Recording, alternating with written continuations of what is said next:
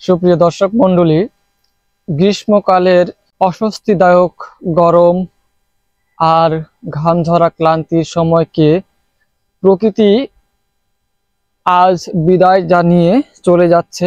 আর সেই সাথে শীতকালের যে আগাম বার্তা সেটি আমরা দেখতে পাচ্ছি। একজন গাছি খেজুর গাছে খেজুর রস আহরণের জন্য খেজুর গাছকে উপযোগী করে তুলেছেন সুন্দরভাবে। আর সেই সাথে এই খেজুর গাছই আমাদেরকে শীতের যে আগাম বার্তা, শীত আসছে, শীতের যে মৌসুম আমরা সামনে পেতে যাচ্ছি, সেটির আগাম বার্তা হিসেবে এই খেজুর গাছ আমাদেরকে সাক্ষী স্বরূপ বাস্তব একটি চিত্র।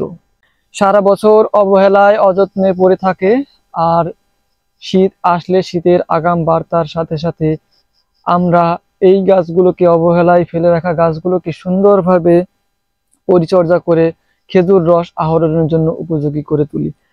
আর বেশ কিছুদিন পরেই এই যে সকল গাছগুলোতেই আমরা রসের হাঁড়ি দেখতে পাবো।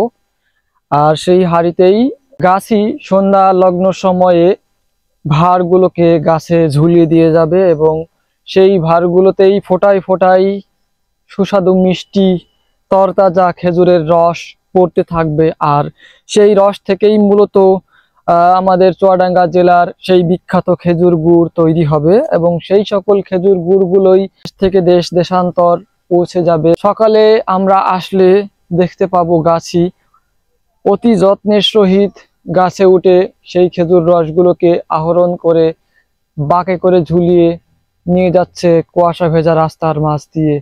তো সব মিলিয়ে এই দৃশ্যগুলো বলতে যেমন চমকপ্রদ, বাস্তবে দেখতে তার থেকেও প্রাণবন্ত। তো এই হচ্ছে দৃশ্য, মেঠো পথ, খেজুর গাছ, সেই সাথে শীতের আগাম বার্তা।